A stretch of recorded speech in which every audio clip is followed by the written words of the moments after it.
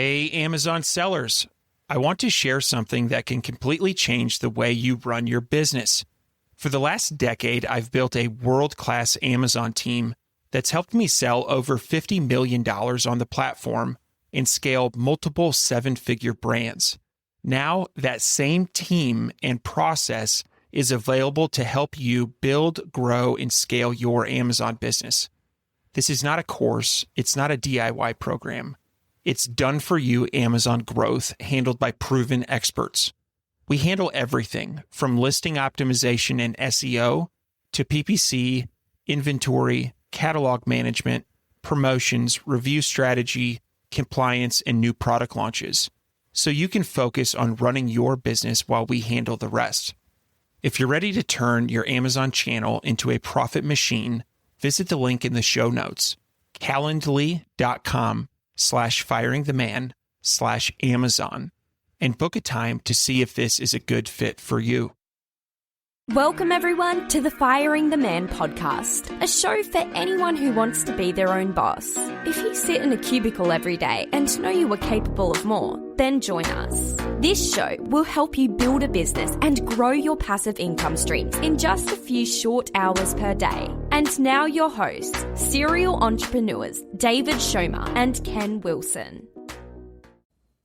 Welcome, everyone, to the Firing the Man podcast. On today's episode, we are joined by Bryan Weisberg, founder and CEO of MerchWise AI, the author of The Future of Main Street, and a retail technology entrepreneur who has spent more than 40 years building businesses at the edge of what was coming next.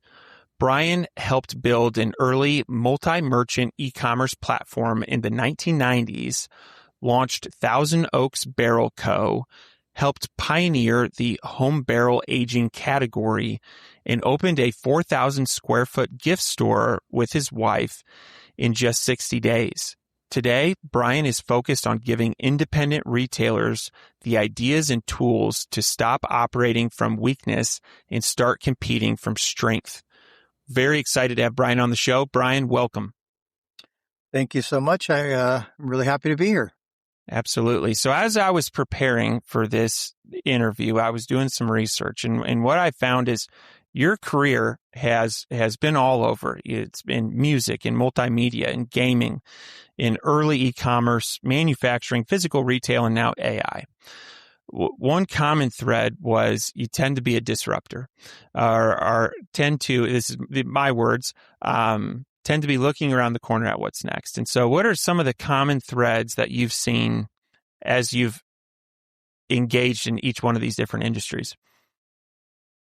Well, first off, I will say that I probably have missed more than I've hit.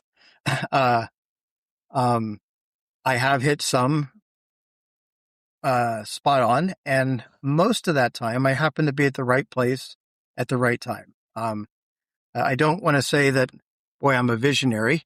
That's not at all the case. I just happened to, in the early days of multimedia, I was living in San Francisco, and the place that I was hanging out was right in it was South Park, which was the core of where all that started. And everybody around me is doing all of these really cool things, and I'm like looking at them going, well, I can do that. I'm going to do something really cool myself. And so it's just being at the right place at the right time. And I think, a mantra that I think I live by is just listen, be aware of what's going around and what's new and what are people kind of chattering about, and see, wow, is this something that I'd like to get into? And, sometimes it is, and sometimes you miss the boat. Mm. And it seems like early in your career, you placed your eggs in the e-commerce basket. Is that accurate? Yes. I mean, it was not on purpose. I happened to be working at, my very first e-commerce experience was around 93, 94, where I worked at a company called Island Graphics, and we had built a website and we're selling our software, through the website. And there was a whole, warehouse where guys were fulfilling the software and doing all of that. And I looked at that and said, oh my gosh, this is really cool. And I just kind of wanted to be a part of it. And then by doing that, it kind of got myself into gaming, kind of through a series of events. And in the gaming world, I started working at Sega, and I was kind of put on this project called Heat. It was the first multiplayer gaming platform on the internet, which obviously had an e-commerce component to it. So uh, I was deep into that. And then by the time e-commerce as we know it really kicked off around 94, 95, I had already had a couple years of e-commerce experience. Um, and then when that boom just happened, I happened to be at the right place at the right time again, because I was working for a company called StyleClick, and we were managing and building websites for apparel companies. And apparel companies are an interesting breed of business because they don't really make anything. They're really marketing companies. They design stuff, somebody else makes it, and they go sell it. And a good apparel company sells a lot of it, and somebody else is great, makes it. So what I realized is that apparel companies could not participate in e-commerce because they didn't have any physical merchandise. And the kind of companies that we started working with, which were the Tommy Hilfigers of the world, and Spiga shoes, and Steve Madden shoes, um, they didn't sell the products themselves. So they were licensing. A lot of those companies were licensing their names for to other companies to make belts and hats and other items. So I realized that, wow, we need to have a different type of platform in order to support the apparel company. So we developed StyleClick, and it was the first, it was the first marketplace. Basically, it allowed multiple merchants of record to sell under one brand, and that experience just kind of, we got really big really fast. We took over the first website for the NFL, the PGA Tour, um, NASCAR, and all these great brands that had lots of people licensing their names, but they didn't sell anything. And so uh, that was kind of my jump into it. And at that time, Amazon was still just selling some books and starting on records. So it was long before Amazon had ever decided to become a platform. Wow. Wow. And if you look at that model, the multi-merchant model, if we look at most of e-commerce today, listeners of the show are selling on Amazon, they're selling on Etsy, selling on Groupon, Walmart.com. It seems like a lot of there's a ton of opportunity there. And so that's neat that you were one of the pioneers in the space. What happened to that company? Good question. So we kind of went through this massive growth period. And then Barry Diller, who had a ton of the properties that he was managing, he basically said, well, why am I going to let these guys do it? I'll just buy the company. So he acquired the company and folded it into some of his other businesses. And they were moving to the East Coast. I was in San Francisco at the time, or in LA at the time.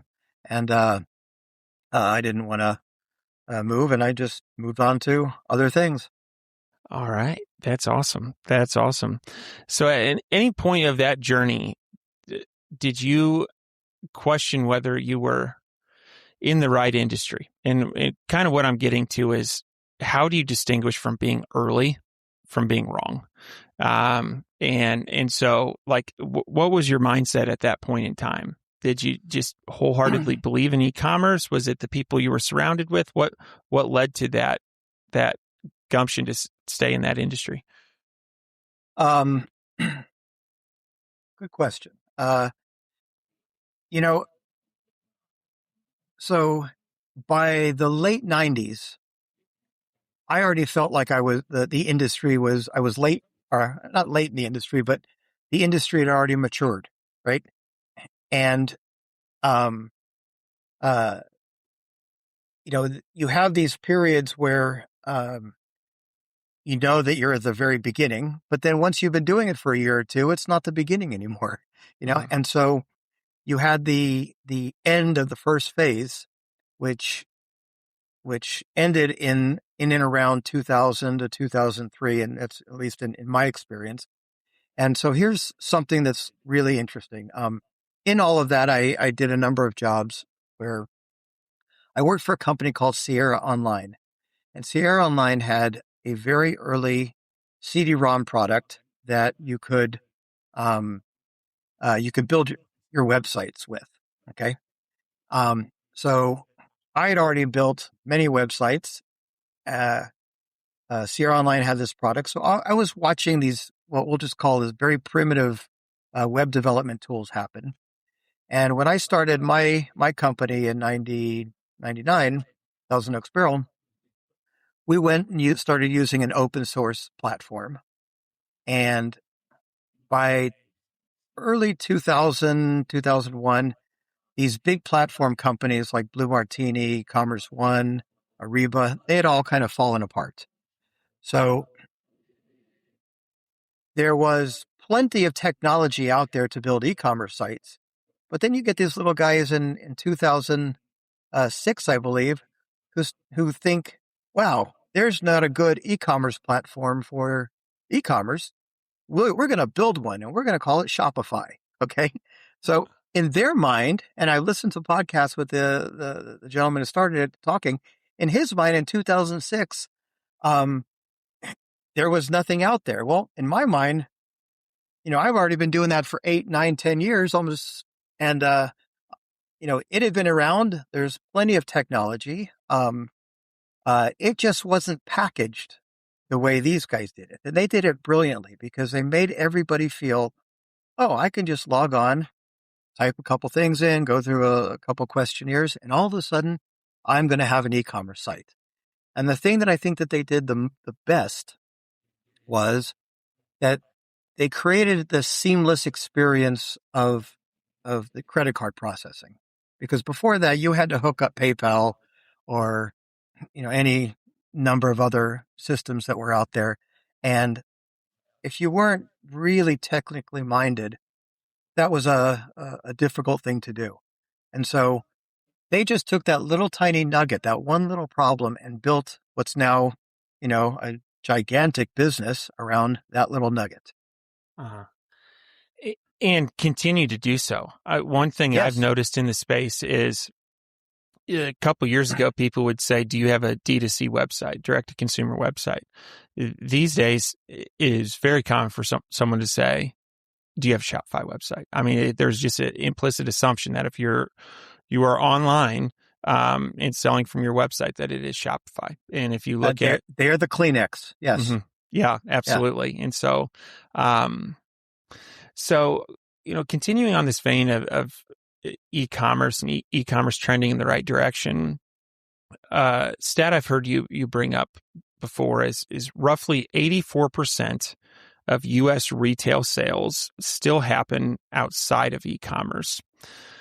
Why does that narrative?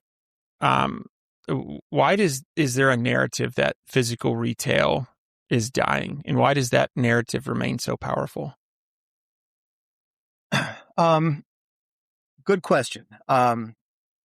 In the early 1990s, I was working for a brief amount of time at McGraw-Hill Home Interactive. It was a CD-ROM gaming company. And we had a guy who was a futurist guy who was looking in the future. And I remember him having a meeting saying, e-commerce is going to hit $10 million this year. And in 5-10 years, it's going to be $100 million or, something like that, which seemed like enormous amounts of money and enormous growth. In retrospect, it was nothing. So the real question is, why is that number so important? So when I opened up our brick and mortar store, the narrative had been that retail was dying. And where I live, outside of Washington, D.C., retail stores were during COVID, retail stores were going out of business left and right. And so I never wanted to open up a brick and mortar store. That was not in my future. However, from my barrel company, we had a product that a particular retail store in our neighborhood was selling. My wife kind of managed that relationship, and uh, they decided to go. They were closing when going out of business, and so we decided to. We attempted to buy the business, but couldn't do it for a number of reasons. But we just opened up our own store. So as I started researching, um, start I was asking the same question you did. Why do people think retail is going out of business? Because we still shop at plenty of retail stores all the time. We still shop online, but we shop in a lot of retail stores. And that's when I started coming across these numbers. Yes, 84% is still done offline. And the question is, why is it, why is that number still so big? And what's going to happen in the future? In the future, what we're finding out is that we're losing a couple points a year of sales to online, the online world, but we're losing it at a much, much slower rate than we were losing before. And so as I'm looking at it, I'm thinking as an entrepreneur, I'm thinking, wow, that's a really interesting opportunity, because if all this, my head has been so deep into e-commerce all these years. Why don't I think about the brick and mortar world? Because everybody is focusing on e-commerce. In fact, you go to any of these Amazon conventions, and you got 50 companies developing software for Amazon sellers. You go to the Atlanta market or the Dallas market, and you've got 0 companies developing software for retailers. And you just realize, wow, that is the opportunity.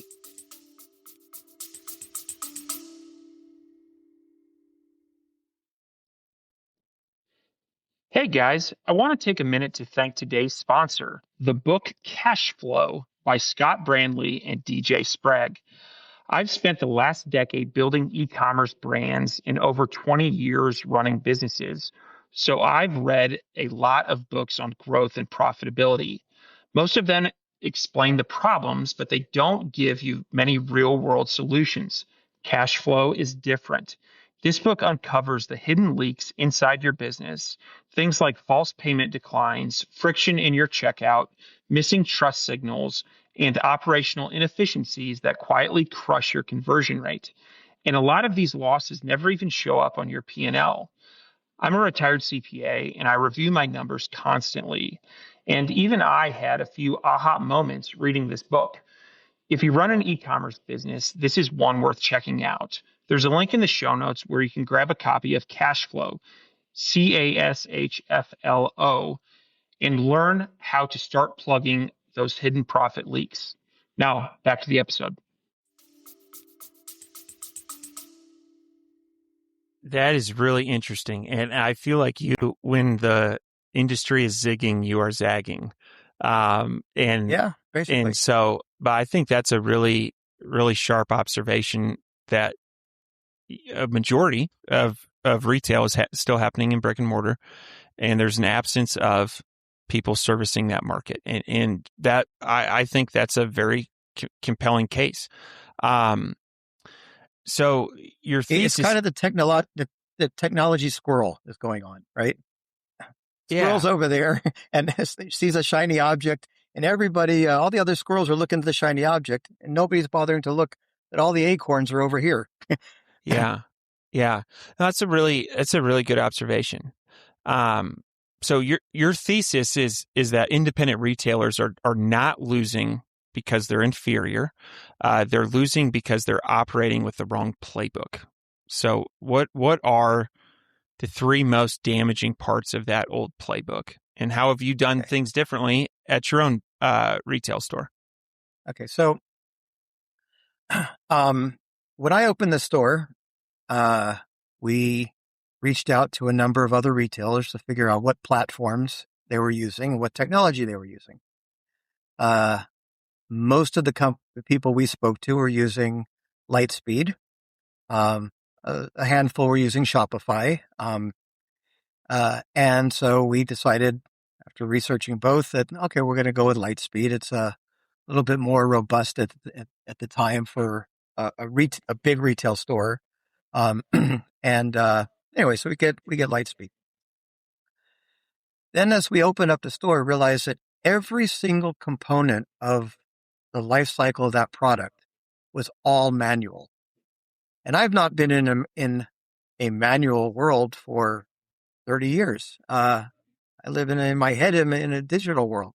So everything from your onboarding, your website is basically manual. You're manually, literally uploading every single thing.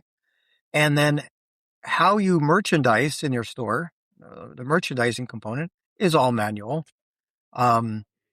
So everything was manual. So the three big components is literally onboarding, your website, and what I call social merchandising.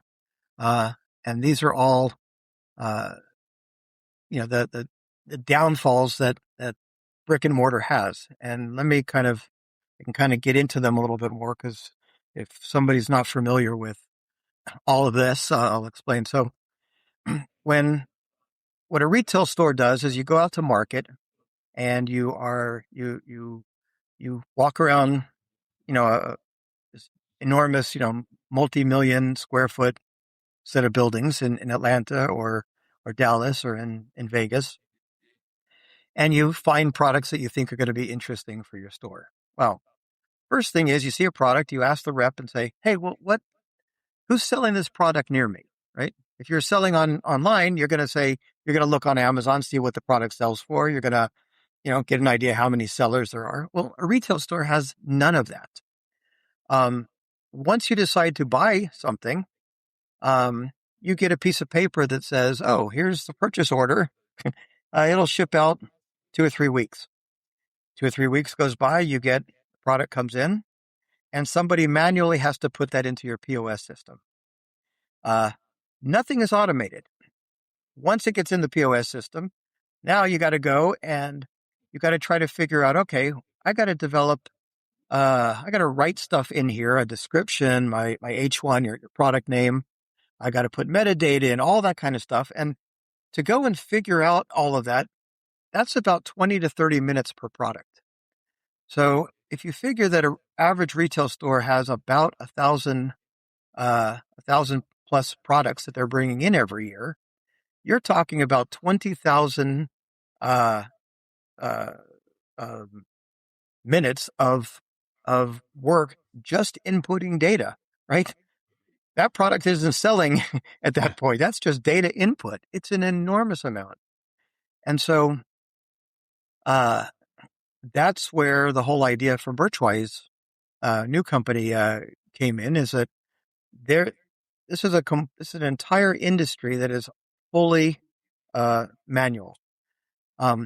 Websites, the website, all the content on that website. Now, when you're say a Shopify seller, and you've got 20, 30, maybe even 50 products, you have a lot of time to plug that kind of information and optimize your listing. When you're a retail store that's bringing in 1,000 items a year or more, you don't have a staff of people to do that. So what's historically happens is you go to the manufacturer's website, you grab whatever they have, and that manufacturer is not talking to the consumer. The manufacturer is talking to the retailer. Here's what you need to know in order to sell this product. So that retail store has to develop out all the content themselves. Now, here's kind of where a big website problem happens, and we'll just call it the Shopify product problem, because just use the Shopify as the name for all websites. So if a retailer goes and grabs the content from the manufacturer site, they have this, and then another retailer does the same thing. Everybody has the exact same content on their site. So now how does Google figure out which one should it show? Well, it's going to show the most trusted. Who's the most trusted? The person that's been there the longest, that has the highest quality content on their site. And so you're literally doing all this work, and you're getting very, very little benefit from it. And then the third thing is just the whole merchandising. You merchandise your store in a physical world, but what do you do online? Well, you just put some pictures of a product online, and that's it.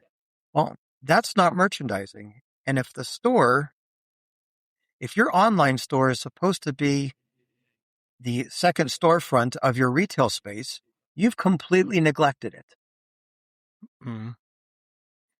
So let's dive into MerchWise AI a little bit more. So is your customer avatar? Like, who benefits most from using this service?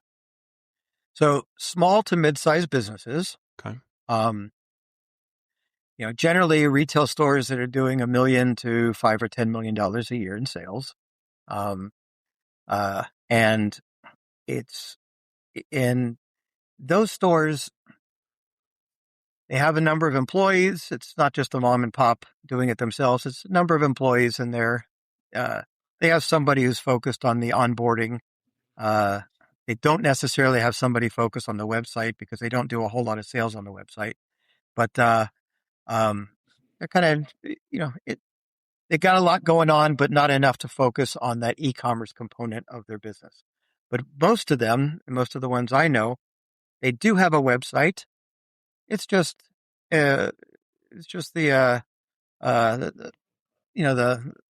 put on the back burner for a while until they can figure out what to do with it. So hence MerchWise. I got it. Now, as we sit here talking in August 2026, there's been a huge shift in AI. I would say this has been my experience a year to a year and a half ago. Someone may send you an email and you may say, this is AI generated content. They didn't even take the time to write up their own email. And you would look at it in a negative way.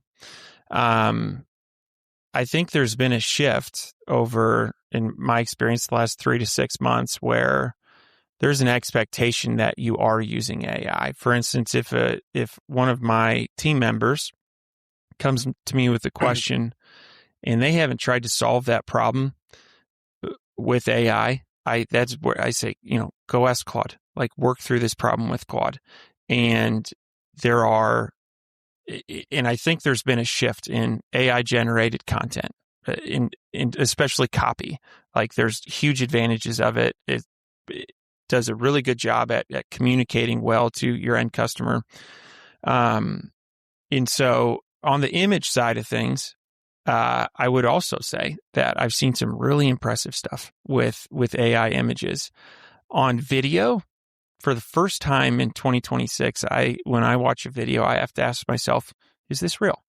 And it seems like there are some people that still feel not trusting of AI video, and I'm not entirely sure why. And so what's your experience been on the receptiveness of AI within the brick and mortar retail space? And so I don't think too many people are using AI. Okay. You ask most retailers, they'll say yes, they are, but they're not really using it to solve business processes. And so AI is kind of a big term, right? And the real trick is how do you let the system do a whole bunch of work for you, but you want that work to be in what we call your voice. Okay. So one of the things that we do with MerchWise, and you're kind of, touching on this subject, when you set up MerchWise, we ask the store a whole series of questions. And what, we learn is the store sell to kind of a beach community type of customer? Do you have a high-end customer, a average customer? Who is the customer, and what the store owner, what is the experience of that store? So we create what we call the store's voice. So with that voice, we're going to develop the content for your website in that store's voice. So if you have a product, let's just say a canvas bag.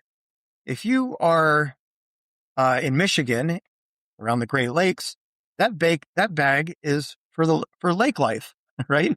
Mm. If you're down in the Outer Banks, well, that's a beach bag. Mm. If you're in Texas, that's a pool bag.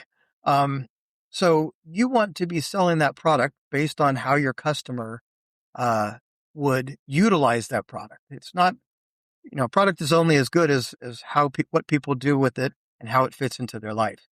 So Merchwise grabs that voice, and then what we do is when you put a product into your POS system, it goes in, you open it up in Merchwise, and then we automate every component of that product. So the name of the product, the description, we do all the metadata, we look at all the image and we write alt text for the images, and it all does it in a certain speak that is the voice of that store. So we're trying to capture that experience of that retail store and carry that to the internet, because there's a whole nother component of this that we're just launching in the next few days, which is our concept of what we call social merchandising. So I'll explain social merchandising. When you walk into a store, somebody who's extremely talented at making things look great has made the store look beautiful. They've made a beautiful display. You think back to the days of Macy's where you walk by the window, and I mean, it was incredible. It was Wonderland, right? So some people are great at that in retail.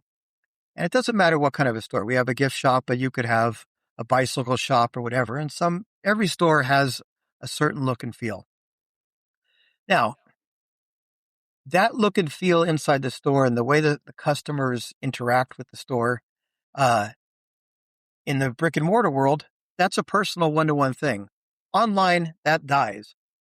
So imagine if all that social media that you do, if you could take that social media and load that into Merchwise.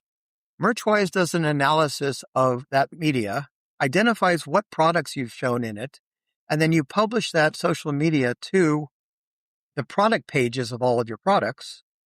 Now you go and you're taking that experience, that store experience, and you're moving that to the internet.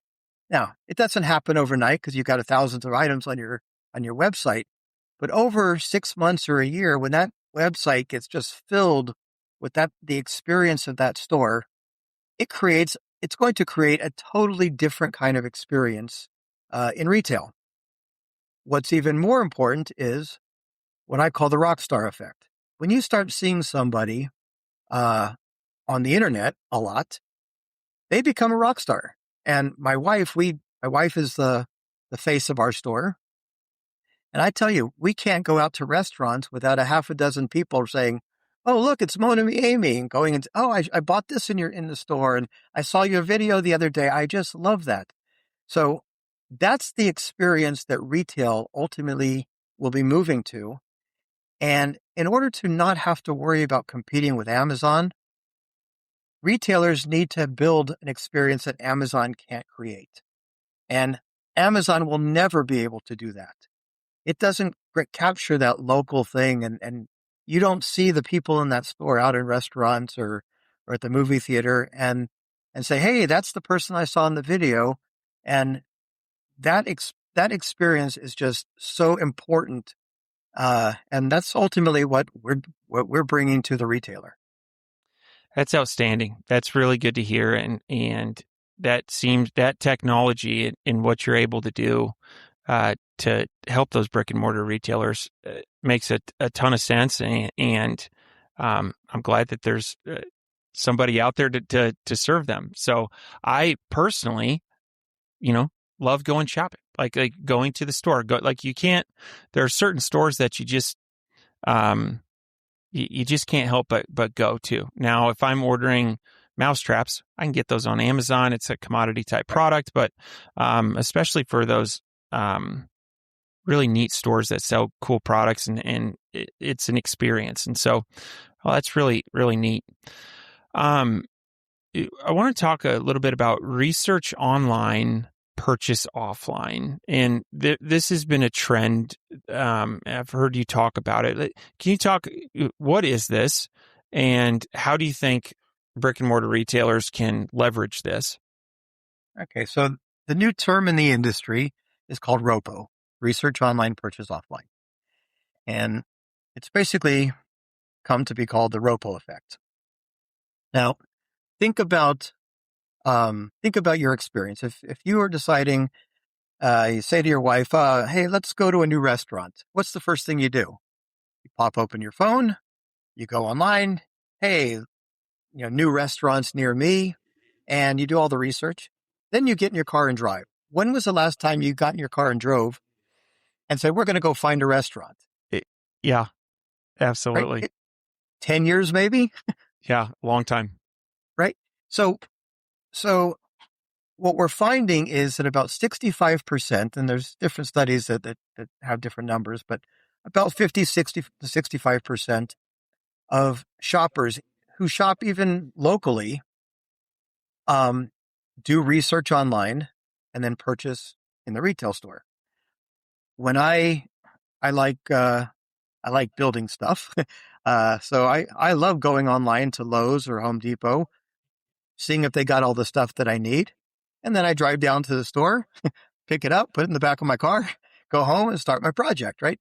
That's ROPO. And what retailers don't realize is that if you don't have a great website that speaks to your customers the same way that experience in your store is, you're missing out on opportunity, because that store down the street, if they have a better website or they have the same type of product, they're going to be going there. And one of the things that I've been telling a lot of retailers lately is that, a lot of people kind of take their top 20 or 30 products and they put them on their website. Well, that's great.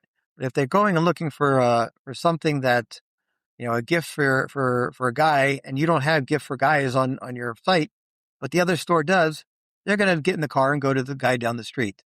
So it's important to realize that web experience has got to become close to or equal to that experience in your store. Yeah. What I'm hearing is it's not one or the other. It's not you're an e-commerce company with a website or you're a brick and mortar retailer. As you do business in today's age, you need to have both. Is that accurate? Absolutely. I mean, think about it. There's three transactions that happen. There is the ROPO, research online, purchase offline. Okay. You could research online, purchase online, or you can research online, buy online, but pick it up in the store. Okay. That you have to have all three of those options available to people, because you could easily lose a sale by not having all three. Mm-hmm. Yeah. That is, yeah, I would, if I think of brick and mortar retailers, it seems like, it's only the big ones that have all three avenues really well defined. Your Lowe's, your Home Depots, things like that. And so, no, I really like that. Now, let me ask you this. If you were advising, say, a $1 million to $10 million e-commerce or retail owner today, what would you tell them to fix in the next 90 days before investing in another channel, ad platform, or AI tool? So, again, the same three things: update and make sure that the quality of content on your website is top notch. Okay. Images. One of the things that a lot of retailers have done is they followed Amazon. Okay. The Amazon experience and a retail experience, it's two different shopping experiences, and you have to realize that. In my book, I divide that out pretty nicely in a nice chart. But people are shopping on Amazon because they already know what they want. People are coming in their store because they're trying to explore and figure out what they want. So you don't show products with a white background on your website because there's no context for that product. You show the product that in use and in a use that in a way that your customer would see themselves using it. And you can have that white background product on picture on your website, but it is all about the lifestyle, and that lifestyle based around your customer, not just a general lifestyle picture and, AI thrown together type of deal. But not that you can't use AI to do it, but you want to make sure that those pictures are speaking to your customer. Okay. And that's one of the components built into MerchWise. You load a picture in, and then using that store's voice, you can have it go and develop, different lifestyle pictures that are similar to the type of lifestyle that your customers would have. So it can generate pictures for you within our application. And so that's the one thing. The other thing that you have to have is you've got to be able to fix your ability to purchase online, pick it up in the store, and then shopping in the store. That all three of those components are critical. And it's funny because if you just sit at the front of Home Depot or Lowe's on any given day, the sheer number of people who are coming in and just picking stuff up that they've, right? I didn't realize that until recently. Uh-huh. You go into, let's just say, Chipotle. How many people place the order, and Starbucks as well? You place the order online, you go pick it up in the store. These things are happening in certain areas of retail, but the average retailer isn't even thinking about that experience. Yeah. That is, I think that's a really, really good point. And I think it's for the small and medium retailers to take a page out of the book of the big boys and what's working. It definitely makes sense. And I really like that. And in terms of setting up an in-store pickup, not that difficult, not a ton of heavy lifting there. And so, I think that's some really good points. So, Bryan, has been an outstanding podcast. I think we could sit here and talk all day long. I've certainly enjoyed it. Before we wrap things up, we have something called the Fire Round. It's 4 questions we ask every guest at the end of the show. Are you ready? I'm ready. Let's do it. All right. What's your favorite book? Crossing the Chasm. All right. Are you familiar with it? No, I'm not. What's it about? Crossing the Chasm was the first big technology book. Okay. And I think it came out in around the early 90s, but it's phenomenal. It's a phenomenal read, and everything technology-wise that was happening in the 90s, nothing has changed. It's phenomenal. Okay. Very Products good. have, but not the concepts. Okay. What are your hobbies? Building products, designing products, yeah. Okay. What is one thing you do not miss about working for the man? I do work for the man. My customers are the man. My wife is the man. The dog is the man. But, I think that working for myself, I don't miss working for anybody else. But the thing I do miss about working for other people is I really enjoyed the dynamic, the brainstorming dynamic when you're in a room with a bunch of smart people in a technology business, and you're figuring out how to solve big problems. The downside of that is that I don't get to make the final decision all the time. And, I think that my decision-making skills are a lot better than most because, I don't get attached to my ideas because they're my ideas. Mm-hmm. Very good. Very good. And final question, what do you think sets apart successful e-commerce entrepreneurs? Let me reword that. What do you think sets apart successful entrepreneurs from those who fail, give up, or never get started? Oh, it's kind of goes with the last thing I just said. You can never fall in love with your idea. Hmm. You have to court it. You have to date the idea, Yeah. and down the road you might realize that you want to marry it, but don't fall in love with it, because the market changes in so many, so quickly, that you want to make sure that as these changes happens, you're in there, and you want to always, it all goes back to what I think I said at the beginning, which is you want to listen to your customer, because the customer is going to tell you how to be successful, right? We don't know how to be successful on our own, or else every decision we make would be 100% right. But the customer's coming in and they're telling us all these little things. They don't really know what they're telling us, but they're telling us what they like, what they don't like. And the more we listen and we analyze and we keep analyzing, the more opportunity we have to be successful. Very good. Well put. Bryan, thank you so much for your time today. If people are interested in getting in touch with you or signing up for Merchwise, what is the best way to do it? Okay. You can go to merchwiseai.com. We have a little trial subscription that kind of gets you up and running there. If you're interested in our book, it's The Future of Main Street, and it's thefutureofmainstreet.com. It kind of talks about the future of Main Street and where retail's going, and how AI and technology is changing the overall landscape of it. And you can find us on Bryan Weisberg on LinkedIn, and you can find me on Facebook. All right. That sounds great. Well, we will post links to all that in the show notes.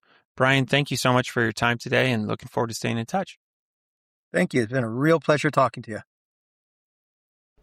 Before you go, we wanted to share a new service that Ken and I have been using called Getita that has made us over $10,000 in Amazon reimbursements.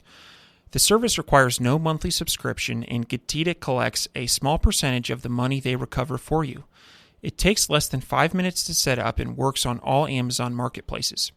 Go to Getita.com, Getida.com, and enter promo code FTM400. That's FTM for Firing the Man 400 to get your first $400 in reimbursements commission free. How much money does Amazon owe you?